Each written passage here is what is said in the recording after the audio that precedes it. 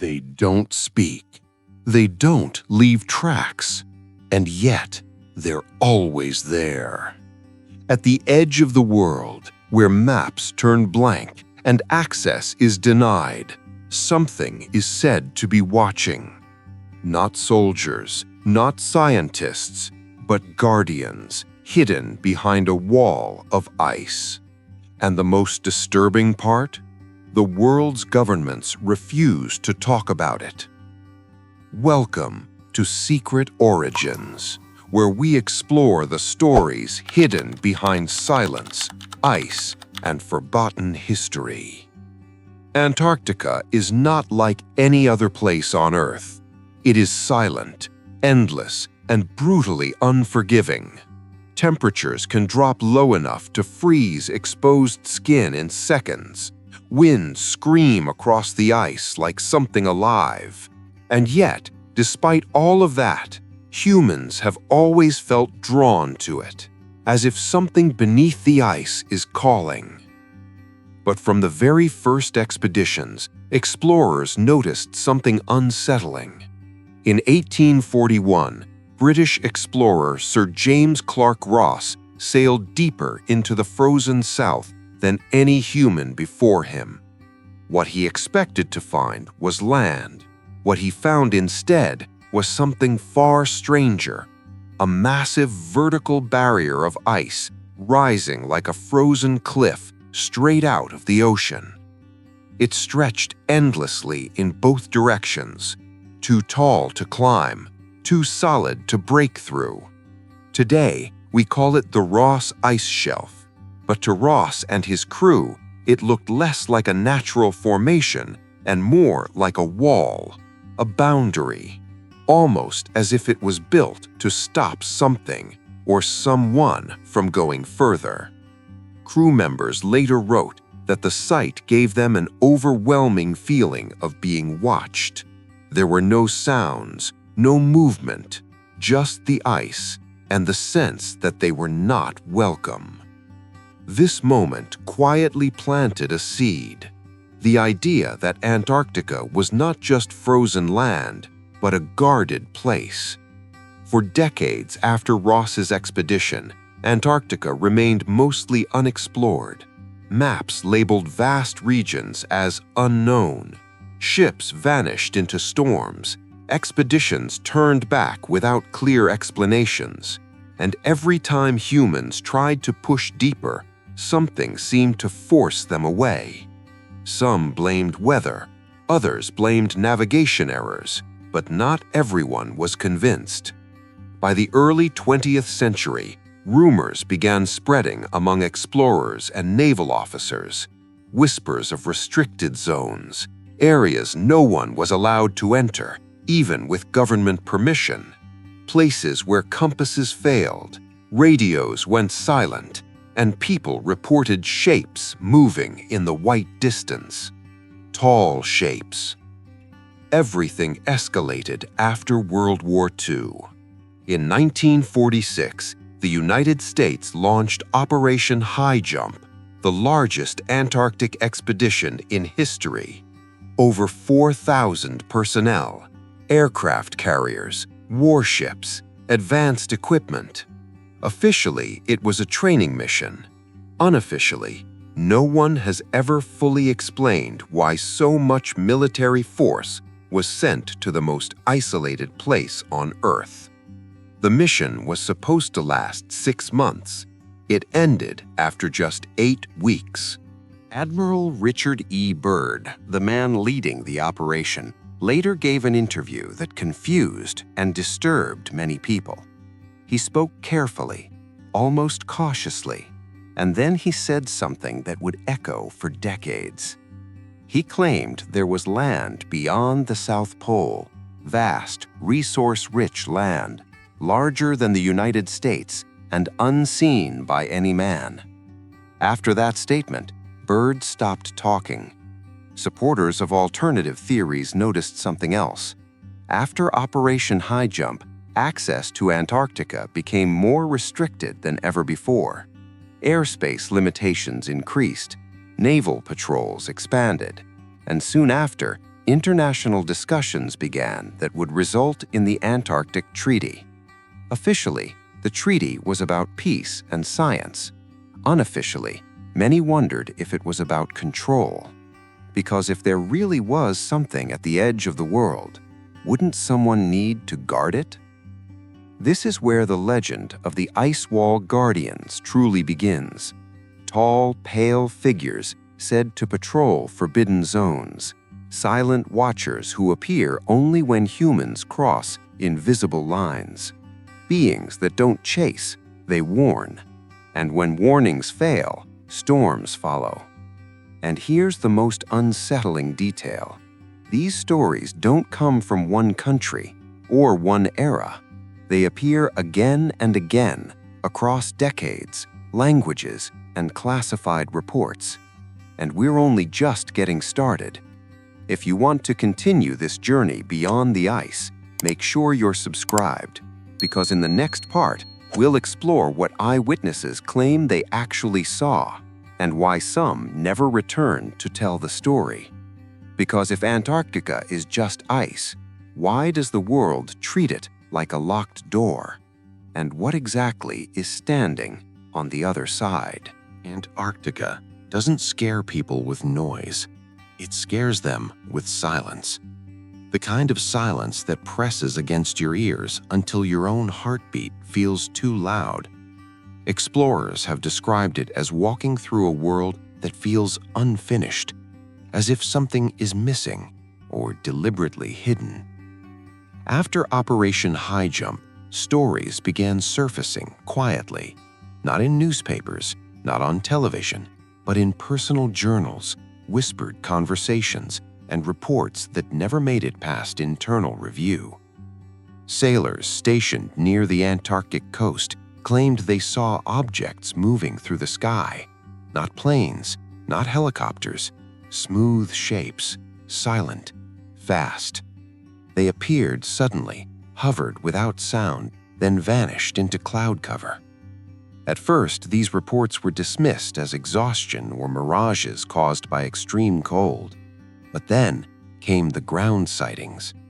Researchers stationed at isolated bases reported seeing tall figures standing just beyond the floodlights at night, always far enough to be unclear, always still, and always gone by the time anyone tried to approach. No footsteps leading away, no signs of movement, just empty snow. One scientist later described the feeling as being observed by something that didn't need to hide, but chose to.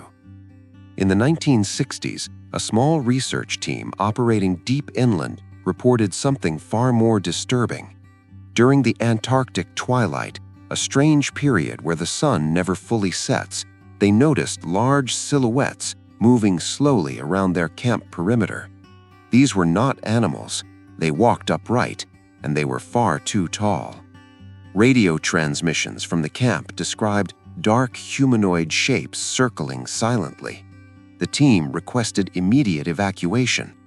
When help arrived, officials later explained the incident away as an optical illusion caused by light refraction. The scientists never agreed with that explanation. What unsettled them most wasn't what they saw, it was how the figures reacted. There was no aggression, no approach, just presence, as if the camp itself had triggered an alarm. Over time, similar accounts appeared across different decades and nations: Norwegian crews, Chilean teams, Russian researchers, different languages, same descriptions. Tall, pale, watching.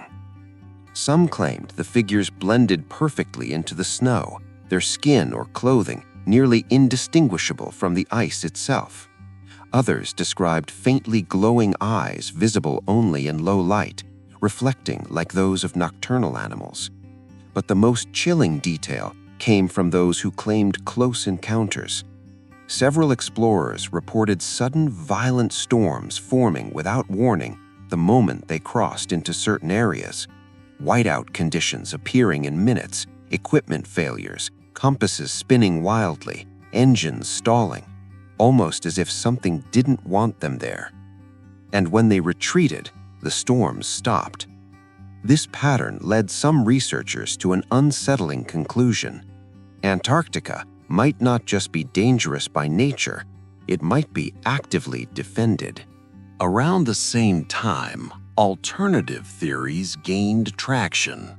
Flat Earth proponents claimed Antarctica wasn't a continent at all, but a massive ice boundary encircling the world.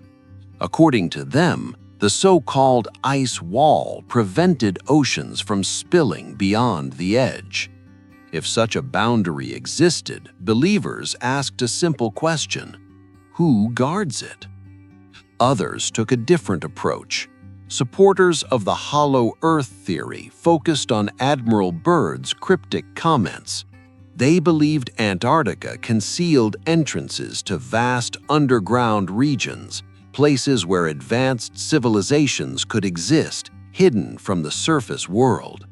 In this theory, the Guardians weren't monsters or soldiers, they were gatekeepers, beings tasked with preventing humanity from discovering something it wasn't ready to face.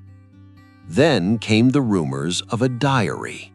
Years after Byrd's death, a document surfaced claiming to be his private journal. In it, Byrd allegedly described being guided during a secret flight to an opening beneath the ice and encountering tall, intelligent beings living in a hidden city. These beings, the diary claimed, warned him about humanity's future, about weapons, about destruction, about what would happen if humans continued unchecked.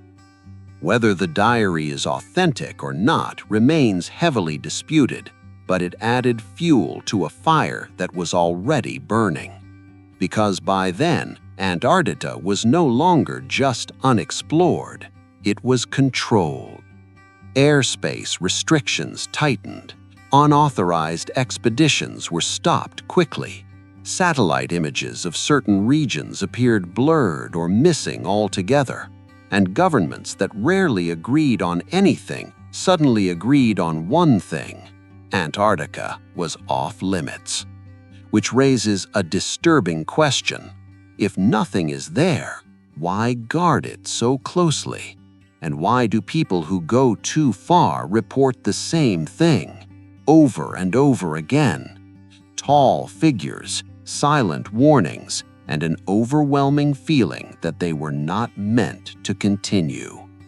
If this story has you questioning what lies beyond the ice, subscribe now, because in the next part, we'll explore claims of direct confrontations, frozen giants, naval encounters, and why some witnesses say the Guardians aren't just on land, but in the water.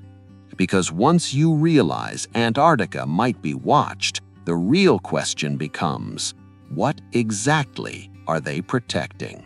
By the late 20th century, the stories changed. At first, the ice wall guardians were described as distant watchers, silent figures at the edge of vision.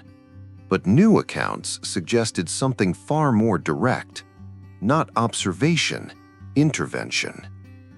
During Cold War-era operations, naval personnel stationed near Antarctic waters began reporting encounters that didn't fit any known category. Radar contacts that appeared suddenly, matched aircraft speed without engines, then vanished below the horizon. Pilots described glowing spheres pacing their planes, close enough to see reflections on the cockpit glass. These objects didn't attack, they escorted. One Navy pilot later claimed that after straying into a restricted zone, two bright white craft appeared beside his aircraft. They held position without sound, without turbulence, and without visible propulsion. The message was unmistakable: turn back. When he did, the craft disappeared. Upon landing, he was reportedly questioned for hours and warned never to discuss the incident publicly. No report was filed, no explanation given. Then came the ground missions. Specialized teams sent inland to investigate unusual geological readings reported discovering cave systems deep within the ice, vast, warm pockets where temperatures didn't match the surface environment. According to one anonymous account, a team encountered massive pod-like formations embedded in ice walls. Inside were shapes, humanoid, enormous, frozen as if preserved. The beings were described as towering far beyond normal human size, with features that looked ancient rather than alien. Their outer layers resembled armor more than skin, textured, ridged, almost biological yet hardened. Before documentation could be completed, the operation was shut down. Senior officials arrived, the site was sealed, personnel were reassigned, and the story disappeared.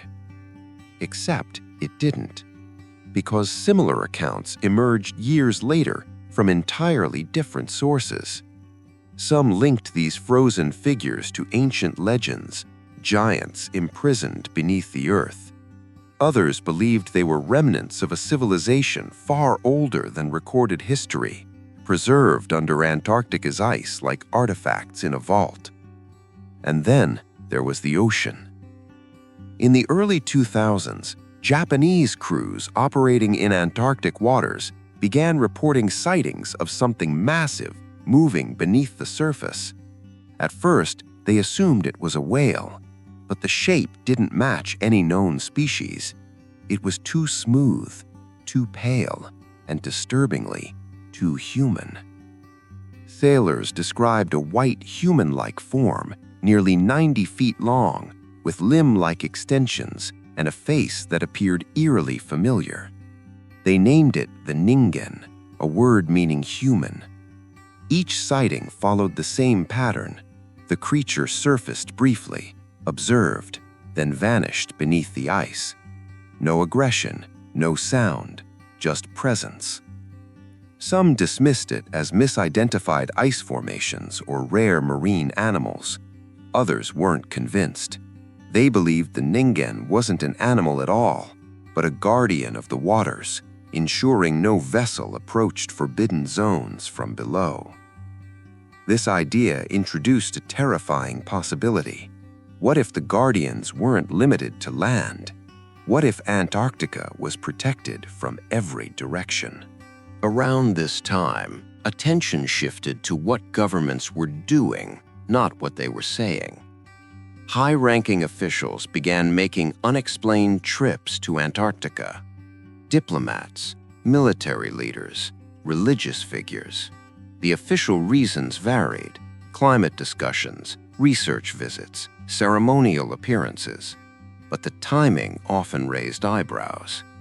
Why travel to the most remote place on Earth during major global events? Why conduct meetings where no press was allowed? Why restrict access even to experienced scientists? Then there were the satellite images. Independent researchers noticed that large sections of Antarctica appeared blurred, low resolution, or missing entirely on public mapping services. Some areas remained permanently obscured, despite advances in imaging technology elsewhere on the planet. Authorities cited technical limitations, security concerns, environmental protections. But critics asked a simple question: why hide ice? Unauthorized explorers who attempted independent flights or landings were stopped quickly, detained, turned back, sometimes without clear legal explanations. The message was consistent: do not go there. Over time, a theory emerged that changed everything. What if the Antarctic Treaty wasn't just about peace? What if it was an agreement not between nations, but between humanity and something else? An understanding, a boundary, a promise of non-interference. According to this theory, early encounters revealed a power imbalance humanity couldn't overcome. Instead of conflict, cooperation was chosen: restricted access, absolute secrecy, mutual coexistence. The Guardians would remain hidden, humans would stay away, and Antarctica would become the quietest place on Earth.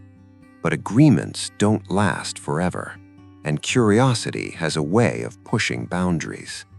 If this part changed how you see Antarctica, subscribe now, because in the final part, we'll confront the biggest question of all: who the Guardians really are, where they may have come from, and why humanity might not be ready to meet them. Because if the Guardians are real, then the ice isn't protecting us from them. It may be protecting them from us. By now, one truth becomes impossible to ignore. Antarctica isn't treated like normal land. It's not governed like land. It's not explored like land. And it's not spoken about like land. Nearly every other place on Earth has been mapped, mined, flown over, and photographed in extreme detail. Yet Antarctica, a continent larger than Europe, remains mostly inaccessible, tightly regulated, and wrapped in silence. Officially, the explanation is simple: environmental protection. But that explanation begins to feel thin when you realize how much effort is spent keeping people out, not just civilians, but independent scientists, explorers, and pilots. So the question returns, heavier than ever: why? Those who believe in the ice wall guardians argue that the answer lies not in ice, but in history. One theory suggests the Guardians are not extraterrestrial at all, but ancient, survivors of a forgotten civilization that existed long before modern humanity, a civilization that retreated beneath the ice when the world above became unstable. If that's true, Antarctica wouldn't just be frozen land, it would be a vault. Another theory points skyward. Many descriptions of the Guardians, tall, pale, calm, non-aggressive, resemble what UFO researchers have long called Nordic-type beings. According to this idea, Antarctica hosts advanced off-world bases hidden beneath the ice, placed there because the continent is isolated, politically neutral, and easy to seal. In this version of the story, the Guardians aren't monsters. They're custodians, watching, waiting, ensuring humanity doesn't interfere with something far beyond its understanding. Then there's the most disturbing possibility of all, that the Guardians aren't protecting something, they're protecting us. Some ancient texts speak of giants, watchers, or fallen beings imprisoned beneath the earth. Legends found in different cultures describe entities sealed away, locked behind ice or stone to prevent catastrophe. What if Antarctica is that lock? What if the extreme cold isn't a coincidence, but a containment system?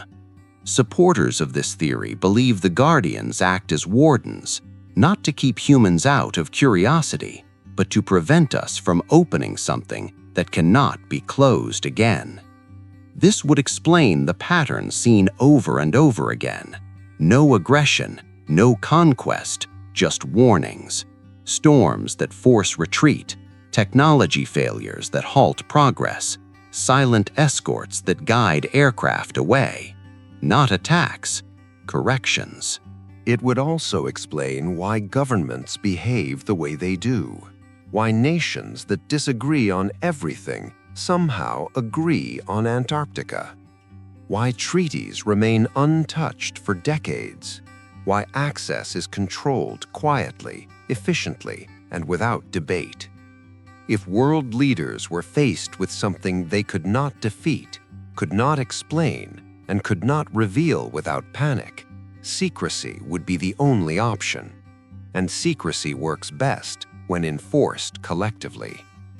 Of course, skeptics argue there's nothing supernatural at all.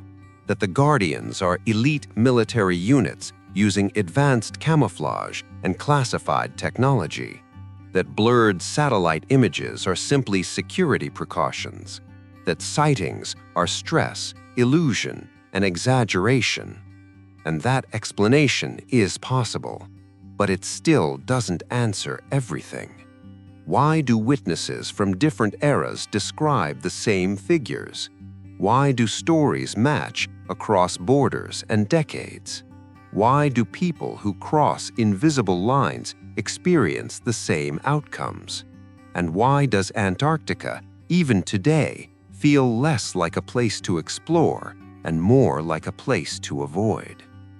Maybe the truth isn't one theory. Maybe it's fragments of many.